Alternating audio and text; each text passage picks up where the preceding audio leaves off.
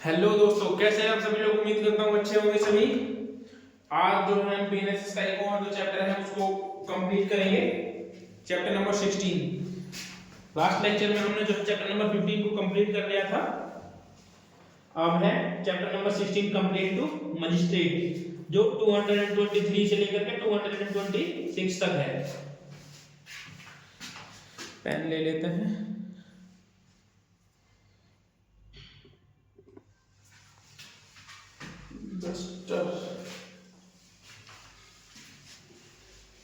इसके बाद में बैक टू बैक जो है आपको बीएनएस का लेक्चर जो है अपलोड करेंगे, साथ में दोनों साथ में अपलोड करेंगे। बीएनएस का सेकंड थर्ड लेक्चर होगा जिसमें उसमें डेफिनेशन क्लोज है तो उसको कराएंगे, और इसमें हम चैप्टर नंबर 16 को करेंगे।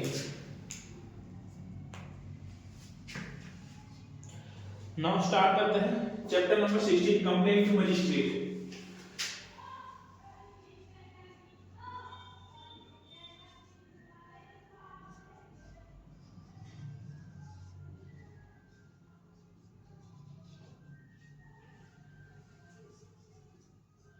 चैप्टर नंबर 16, ठीक है। कहां से कहां तक है? सेक्शन 223 से 227 तक ये है। अच्छा, जो हमने लास्ट लेक्चर कंप्लीट किया था वो जुरिडिक्शन के ऊपर था और कॉग्निजेंस ऑफ मजिस्ट्रेट के ऊपर था, 210 के ऊपर। उससे पहले जो था जुरिडिक्शन था, उससे पहले जो था वो information related to cognizable offence से था। उसमें जो था हमने इन्वेस्टिगेशन और पुलिस रिपोर्ट के बारे में पढ़ा था कि पुलिस रिपोर्ट पर जब जो है पुलिस रिपोर्ट पर मजिस्ट्रेट संज्ञान लेता है तो उसका ट्रायल कैसे होगा। उसके बाद आता है कंप्लेंट टू मजिस्ट्रेट। जब मजिस्ट्रेट के पास कंप्लेंट आती है तब मजिस्ट्रेट उसको किस तरीके से ट्रीट करेगा उसके बारे में हम बात करते हैं।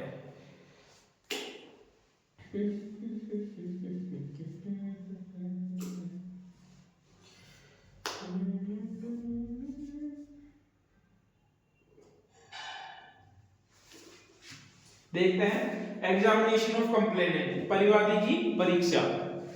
ये कहता है a magistrate having jurisdiction will take in cognizance of an offence और the complaint shall examine upon oath the complainant. ये कहता है जुरिडिक्शन वाले, अधिकारिता रखने वाले मजिस्ट्रेट के पास जो है जब भी कोई कंप्लेंट जाएगी तो वो क्या करेगा, पहले सबसे पहले कॉग्निजेंस लेते हुए जो कंप्लेनेंट है उसका एग्जामिनेशन करेगा ऑन ओथ। तो ये चीज याद रखना, एग्जामिनेशन करेगा ऑन ओथ, जो है उसका एग्जामिनेशन करेगा। उसके बाद कहता है and the witness is present, यदि विटनेस प्रेजेंट है, if any and the substances of the such examination shall be reduced in the writing and shall be signed to the complainant and the witnesses. तो यदि वो कहता है कि यदि complainant के साथ साथ में जो है विटनेस भी वहां पर है तो जो होगा विटनेस का भी वो क्या करेगा, ओथ पर जो है एग्जामिनेशन कराएगा। उसके बाद में राइटिंग में रिकॉर्ड करते हुए उसको जो है साइन कराएंगे विटनेस से और कंप्लेनेंट से।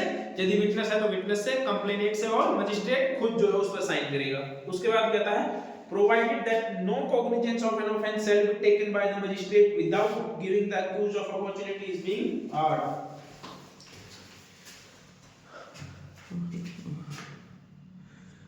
मैं वही देख रहा था।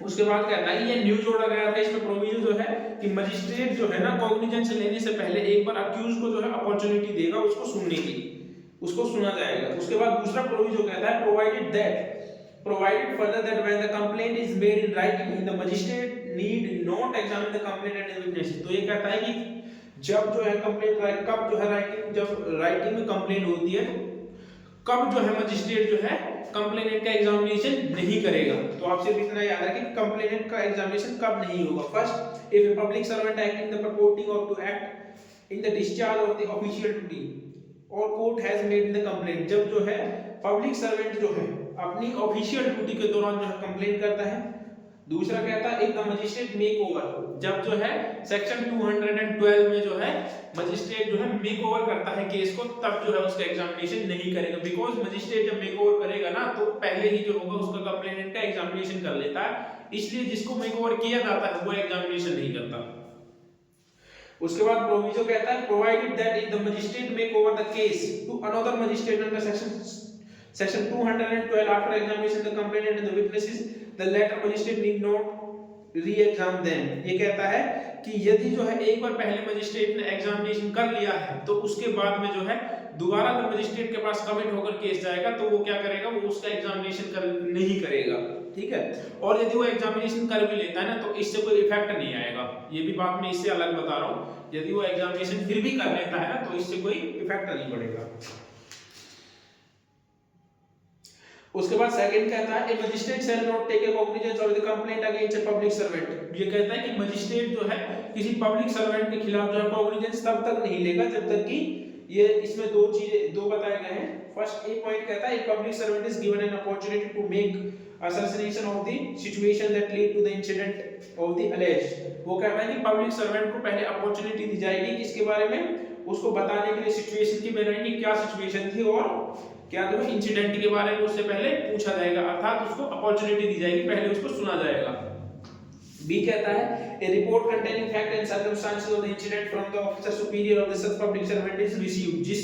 जिस पब्लिक सर्वेंट के खिलाफ जो कंप्लेंट रिसीव हुई है ना, उसके जो सीनियर से जो है content of fact and circumstances जो है उसके रिगार्डिंग जो है इंसिडेंट के रिगार्डिंग क्या मांगी जाएगी, रिपोर्ट मांग ली जाएगी उसके सीनियर से। तो ये दो कंडीशन बताता है कि कब जो है किसी पब्लिक सर्वेंट के खिलाफ जो है तब तक यानी कॉग्निजेंस नहीं लिया जाएगा। दो कंडीशनों में लिया जाएगा, पहला उसको सुनने का अवसर दिया जाएगा, दूसरा उसके सीनियर से जो है रिपोर्ट मांगी जाएगी उस इंसिडेंट में। तो दोनों में से किसी भी कंडीशन पे जो है उसके बाद ही कॉग्निजेंस लिया जाएगा। ये भी इसमें यूज जोड़ा गया था। अब देखते हैं सेक्शन नंबर 223 का, रिटर्न में आप जो है नोट कर लेना, ठीक है।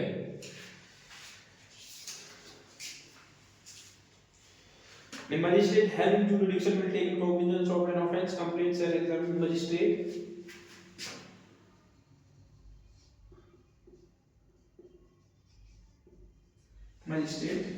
having jurisdiction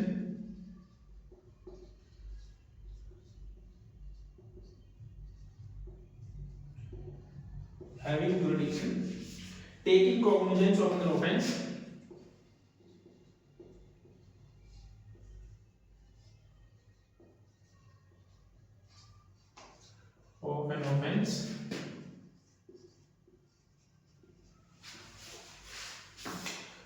on complaint shall examine upon oath on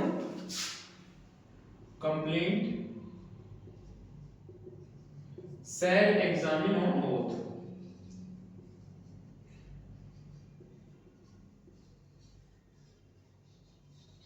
याद रखना ओथ पर जो है उसका एग्जामिन होगा। उसके बाद सेकंड बात इसमें कहता है और जो होगा उनको जो है राइट रिटर्न किया जाएगा, examination shall be written and उसके आगे स्टार्ट कर रहे हैं, ये फर्स्ट था examination shall be written,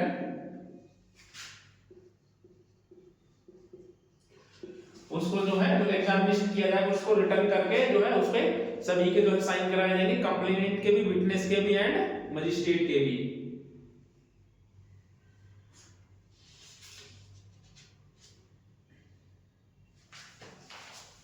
and shall be sign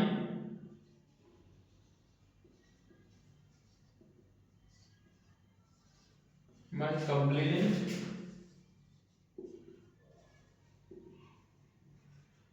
witness और by magistrate.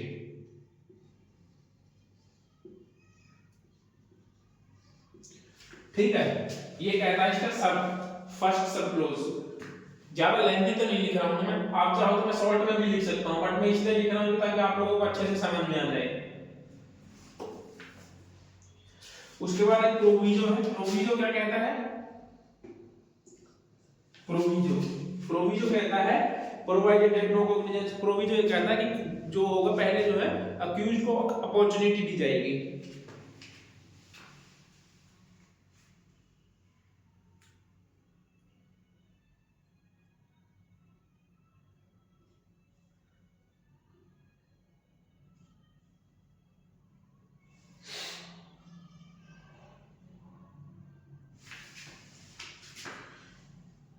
Opportunity given by opportunity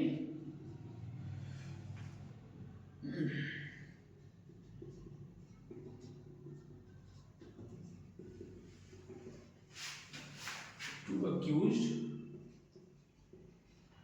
short में लिख रहा हूं मैं, अपॉर्चुनिटी जो है अक्यूज को अपॉर्चुनिटी दी जाएगी कॉग्निजेंस लेने से पहले, before taking cognizance.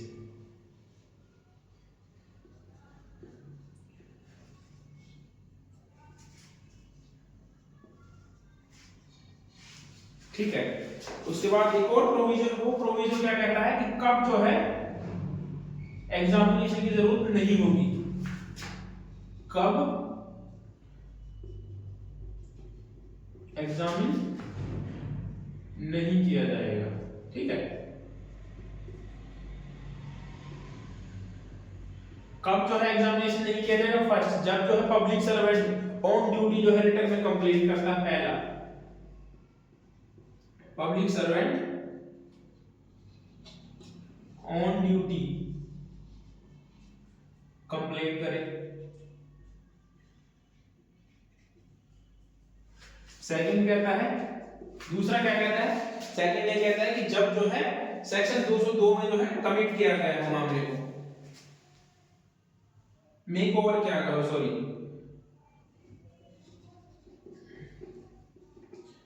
Make over किया गया हो 212 में। ठीक है, तो इन दो कंडीशंस में जो है एग्जाम करने की जरूरत नहीं होगी। और उसके बाद नीचे कहता है प्रोविजन, उसके बाद एक और प्रोविजन में ये कहता है कि मजिस्ट्रेट जब एक बार पहले एग्जाम कर चुका है तो दोबारा एग्जाम करने की कोई आवश्यकता नहीं है। उसके बाद सेकंड पॉइंट कहता है कि कोई भी जो है पब्लिक सर्वेंट के खिलाफ जो है किसी भी मामले में जो है कॉग्निजेंस तब तक नहीं लिया जाएगा, दो कंडीशंस बताता है।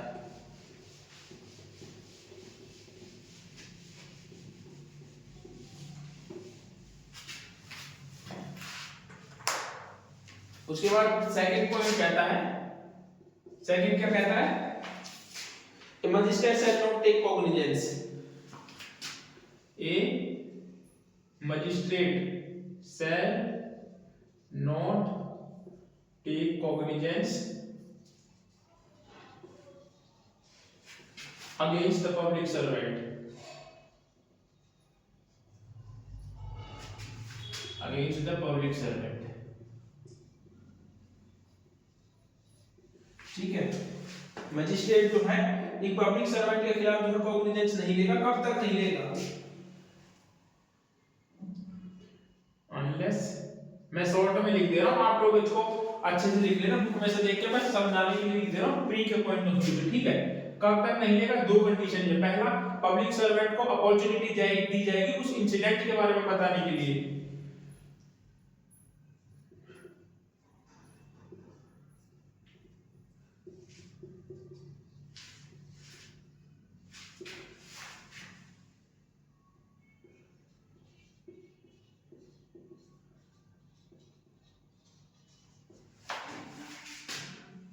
दूसरा कहता है, बी कहता है कि उसके सीनियर से जो है उस इंसिडेंट पर रिपोर्ट मांगी जाएगी, ए report containing fact and circumstances,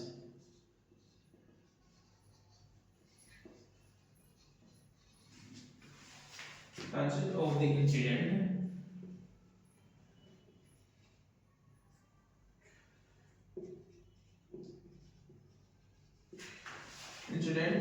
from the superior officer।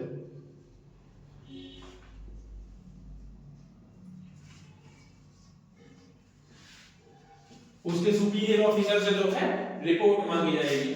ये कहता है इसका 223 का सब क्लोज 2 कहता है कि कब जो है मजिस्ट्रेट जो किसी पब्लिक सर्वेंट के खिलाफ जो है कॉग्निजेंस नहीं ले सकता, उसके लिए ये दो कंडीशन जरूरी है। पहला, कॉग्निजेंस लेने के लिए जो है पब्लिक सर्वेंट के जो सीनियर है उससे रिपोर्ट मांगी जाएगी। दूसरा कहता है कि पब्लिक सर्वेंट को जो है अपॉर्चुनिटी दी जाएगी, पहले उसको जाना जाएगा कि क्या फैक्ट एंड सर्कमस्टेंसेस थे और क्या इंसिडेंट था।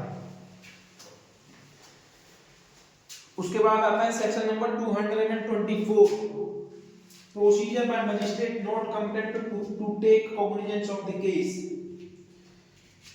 तो ये सिंपल ही है। सेक्शन नंबर 224 ये उसकी बात करता है कि जो मजिस्ट्रेट जो है कॉग्निजेंस लेने के लिए कंपेटेंट नहीं है और उसके पास जो है क्या हम कंप्लेंट फाइल कर देते हैं, तो उस कंडीशन में क्या होगी, यदि हमने ओरल कंप्लेंट की है तो वो हमें ओरली जो है बता देगा कि आपको जो है इस कोर्ट के पास जाना चाहिए, और यदि रिटर्न में कंप्लेंट की गई है तो हम जो कोर्ट होगी उसको डिसमिस करते हुए उसको प्रॉपर रीजन देगी कि आपको इस कोर्ट में जाना होगा।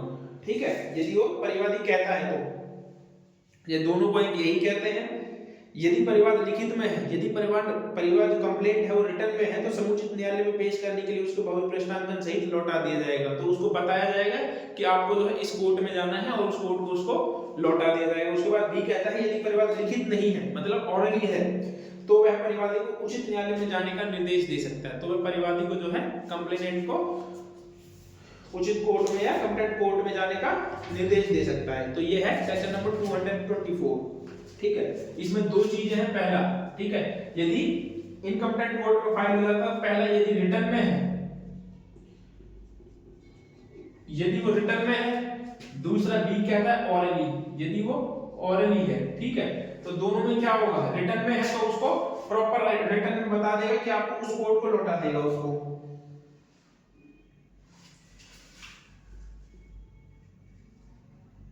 एंडोर्समेंट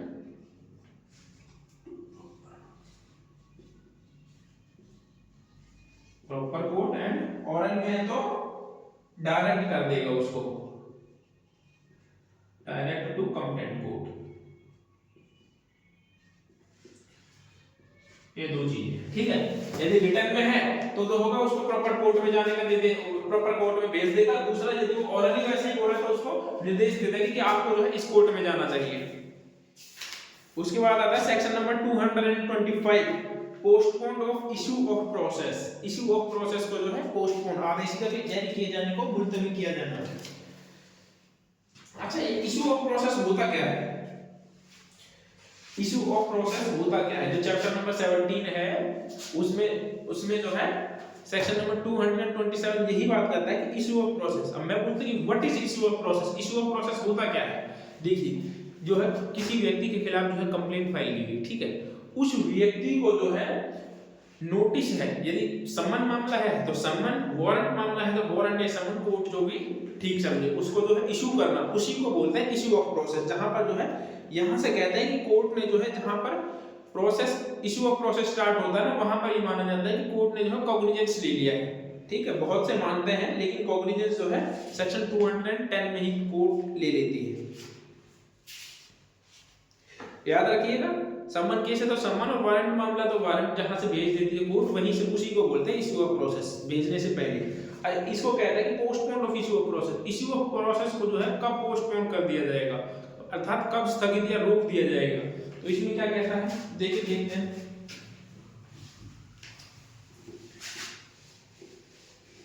मुझे ऐसा लगता है कि कहीं कभी मैं ना वर्डों को ज्यादा बार रिपीट कर देता हूँ। आप लोगों को भी ऐसा ही लगता है तो एक बार कमेंट में जरूर बता दीजिएगा। मेरी हैबिट है थोड़ा बार-बार में बोलने की वर्डों को। एक ही चीज को मुझे ऐसा लगता है कि जितने ज्यादा बार बताएंगे उतने ज्यादा अच्छे से समझेंगे। Section number 225 postpone of issue of process.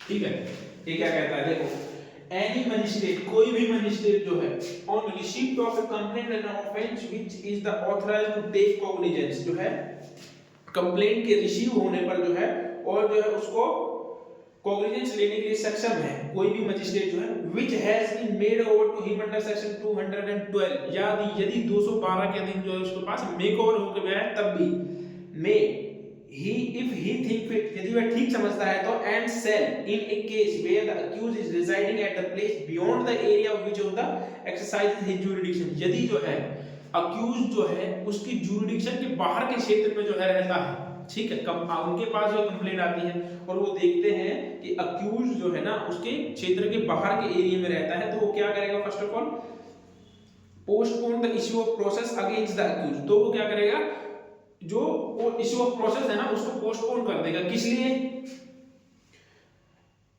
Either inquiry into the case himself, तो क्या करेगा पहले वो जो है उसकी खुद से जो है इंक्वायरी करेगा, या फिर direct to investigate to be made by a police officer, या फिर पुलिस ऑफिसर को जो है डायरेक्ट कर सकता है इन्वेस्टिगेशन करने के लिए, और बाय सच अदर पर्सन ही थिंक फिट, यदि वो किसी और व्यक्ति को भी मजिस्ट्रेट करना चाहता है इन्वेस्टिगेशन के लिए तो वो किसी को और को भी अपॉइंट कर सकता है पुलिस ऑफिसर से अलग, for the purpose of deciding whether or not there is sufficient ground for proceeding. अच्छा, ये किस लिए होता है, इश्यू ऑफ पोस्टपोन किस लिए किया जाता है, ये देखने के लिए, इस कंक्लूजन पर पहुंचने के लिए कि उसके खिलाफ जो है कार्रवाई करने के लिए क्या पर्याप्त ग्राउंड है या नहीं है, या फिर कंप्लेंट ही झूठी हो, कहीं ऐसा ना हो।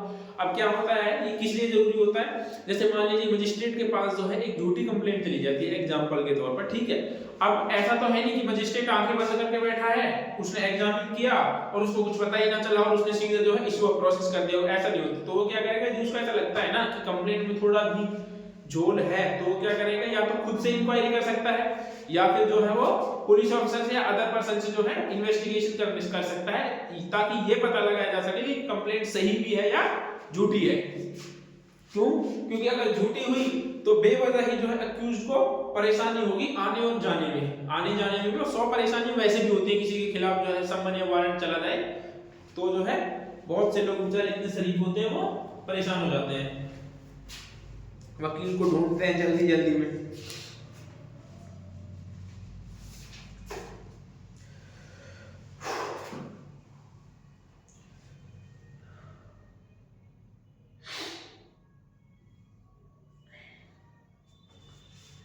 उसके बाद कहता है provided that no such direction for investigation shall be made, कब जो है इन्वेस्टिगेशन के लिए डायरेक्ट नहीं करेगा मजिस्ट्रेट। उससे पहले हम इसको समझते हैं कि जो ऊपर का एक क्लोज है ये क्या कहता है, देखो एनी मजिस्ट्रेट, ठीक है, एनी मजिस्ट्रेट। अब इसमें वही है कॉग्निजेंस वाला, टेकिंग कॉग्निजेंस,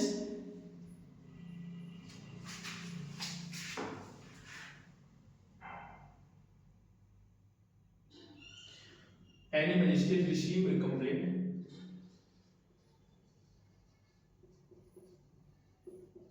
कंप्लेंट के रिसीविंग पर या फिर अंडर सेक्शन 212 के बाद मेक ओवर होने पर, ठीक है, मेक ओवर पर क्या करेगा, वो क्या करेगा, दो ही काम करेगा। क्या करेंगे, अक्यूज यदि आउटसाइड ज्यूरिडिक्शन रहता है, यदि मजिस्ट्रेट जो है अक्यूज जो है आउटसाइड ज्यूरिडिक्शन है, आउटसाइड ज्यूरिडिक्शन है,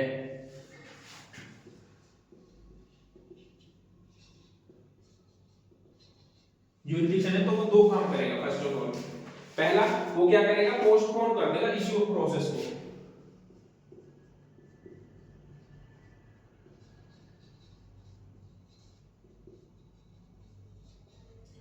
इश्यू ऑफ प्रोसेस को पोस्टपोन कर देगा, ठीक है। क्या करने के लिए, पहले तो वो हिमसेल्फ खुद से जो है इंक्वायरी करने के लिए खुद से इंक्वायरी करेगा, इंक्वायरी हिमसेल्फ, या फिर direct to police officer, direct to investigate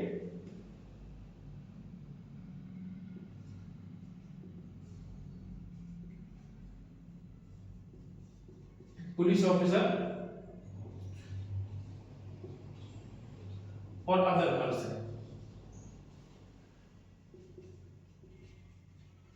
ठीक है। पुलिस ऑफिसर को या किसी अन्य व्यक्ति को जो है इन्वेस्टिगेट करने के लिए डायरेक्ट कर देगा। उसके बाद प्रोविजो क्या कहता है, प्रोविजन तो सॉरी इसमें है ही नहीं, किस लिए होता है ये सब, किस लिए होता है, कंक्लूजन पर, कंक्लूजन निकाला जा सके कि ये कंप्लेंट सही है या गलत है, ठीक है, कंप्लेंट सही है या गलत है, तो ये होता है इसमें। यदि देखो जो मजिस्ट्रेट के पास में दोबारा से छोड़ो यार, बार बार में ज्यादा रिवाइज करवा देता हूँ, ऐसे क्या होता है लेट और होते हैं, प्लस दूसरे लेक्चर्स और भी रिकॉर्ड नहीं हो पाते।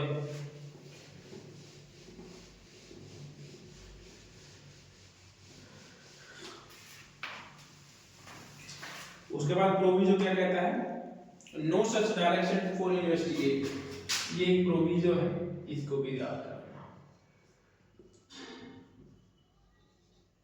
No such direction investigation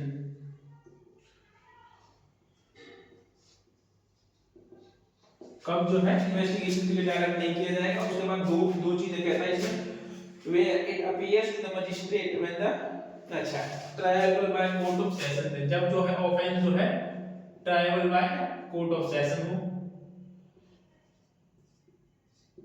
tribal by court of session. अच्छा दूसरा क्या कहता है सेक्शन 223 में जो है ऑलरेडी जो है उसका एग्जामिन परीक्षा नहीं कर ली जाती।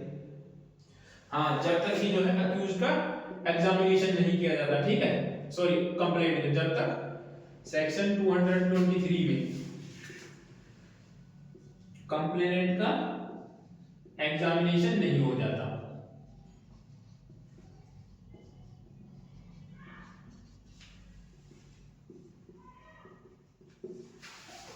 तो ये दो चीजें हैं, तब तक जो है इन्वेस्टिगेशन का ऑर्डर नहीं देगा मजिस्ट्रेट। यदि मजिस्ट्रेट को ऐसा लगता है कि ये तो भाई जो मैटर हमारे पास आया है ये tribal by court of session है, तब जो है उसको इन्वेस्टिगेशन का ऑर्डर नहीं देगा। या फिर जब तक मजिस्ट्रेट जो है सेक्शन 223 में जो है कंप्लेनेंट का पहले तक एग्जामिनेशन ना किया हो।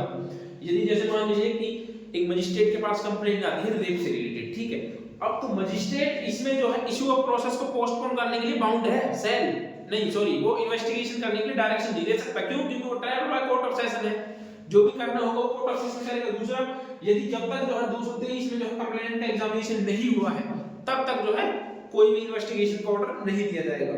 उसके बाद सेकंड कहता है inquiry under subsection 1 magistrate may think fit the taking evidence of witnesses on oath. उपधारा 1 अर्थात ये कहता है कि जो 1 में जो होगा ना 2 कहता है कि जो विटनेस होंगे ना उनको एग्जामिन ओथ पर होगा। Witness examine on oath subsection 1 का है, ठीक है ना। विटनेस को एग्जामिन जो होगा ना वो ओथ पर होगा।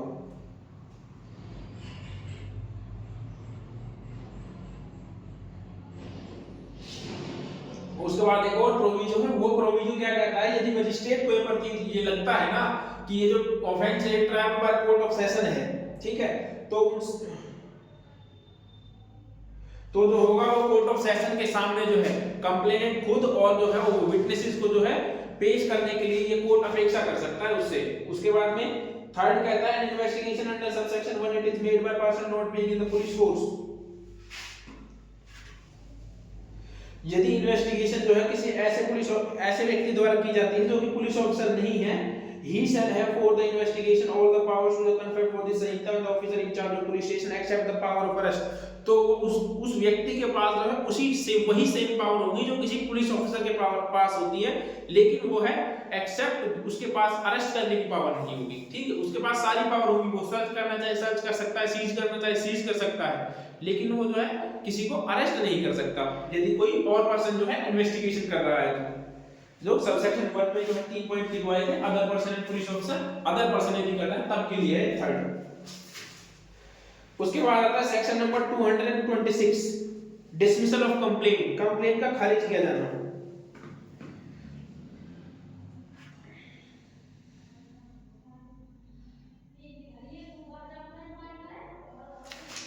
देखो उसके बाद क्या कहता है dismissal of complaint section number 226, ये बिल्कुल सिंपल है।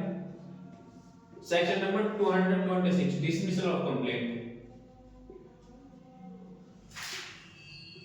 कंप्लेंट को जो है कब खारिज कर दिया जाएगा। कंप्लेंट कब खारिज हो जाएगी भाई, फर्स्ट ऑफ ऑल तो तब जब मजिस्ट्रेट को ये लग रहा हो कि यार ये झूठी कंप्लेंट है बिल्कुल ही, तब जो उसको खारिज कर देगा। तो यही है जब मजिस्ट्रेट उसका एग्जामिनेशन करेगा, ठीक है, एग्जामिनेशन करने के बाद सेक्शन 225 इन्वेस्टिगेशन के बाद मजिस्ट्रेट को लगता है कि कोई ग्राउंड ही नहीं बनते, तो वो क्या कर देगा, उनको रिजेक्ट कर देगा, डिसमिस कर देगा। अच्छा ये है कि मान लीजिए कि एक बार जो है कंप्लेंट डिसमिस हो गई, ठीक है, कंप्लेंट जो है एक बार फाइल की गई, उसके बाद में जो है वो first of all complaint file की, वो डिसमिस कर दी, उसके बाद क्या वो दोबारा कंप्लेंट फाइल कर सकता है? तो जी हाँ, वो दोबारा कंप्लेंट फाइल कर सकता है, इस चीज को याद रखिएगा। बहुत सी बार क्वेश्चन आया है, इसमें एक केस है जिसमें बोला गया था सुप्रीम कोर्ट के द्वारा पूनम चंद जैन वर्सेस फजलू, ठीक है, ये याद रखना केस है पूनम चंद जैन वर्सेस फजलू।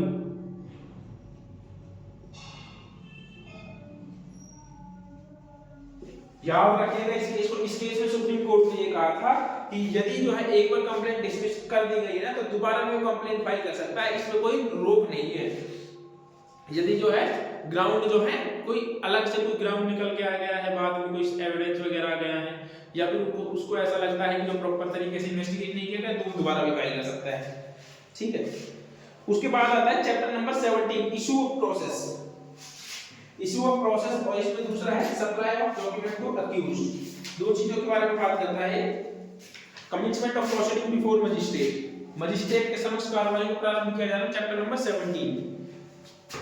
ये दो चीजों के बारे में बात करता है। फर्स्ट बात करता है इशू ऑफ प्रोसेस के बारे में, जो सेक्शन नंबर 227 है, उसके एक्सेप्शन से 28 और 29 गिल्टी वाला बात करता है, 28 जो कहता है एग्जम्पशन की बात करता है, जो 205 में था पहले सीआरपीसी में। सप्लीमेंट ऑफ डॉक्यूमेंट, किसी डॉक्यूमेंट की सप्लाई वगैरह की बात करता है, 230, 31, 32, 33 सॉरी 32 तक ये बात करते हैं सप्लाई की, डॉक्यूमेंट सप्लाई की, कि क्या क्या डॉक्यूमेंट जो है अक्यूज को दिए जाएंगे। इसको जो है नेक्स्ट वीडियो में करेंगे। आज के लिए जो है इतना ही काफी है। आप जो है इस लेक्चर को, इस वीडियो को एक बार अच्छे से देखने के बाद जो है खुद से जो है जाकर पढ़ना, तो जो है आपको और अच्छे से समझ में आ जाएगा और याद भी हो जाएगा। उम्मीद करता हूं कि आप लोगों को अच्छे से समझ में आ रहा होगा। ठीक है। और इस केस को याद रखिएगा, पूनमचंद जैन वर्सेस फजलू, इसको पूछ लेते हैं। यदि आपको वीडियो अच्छी लगी हो तो लाइक शेयर और कमेंट जरूर करें। मिलते हैं नेक्स्ट वीडियो में।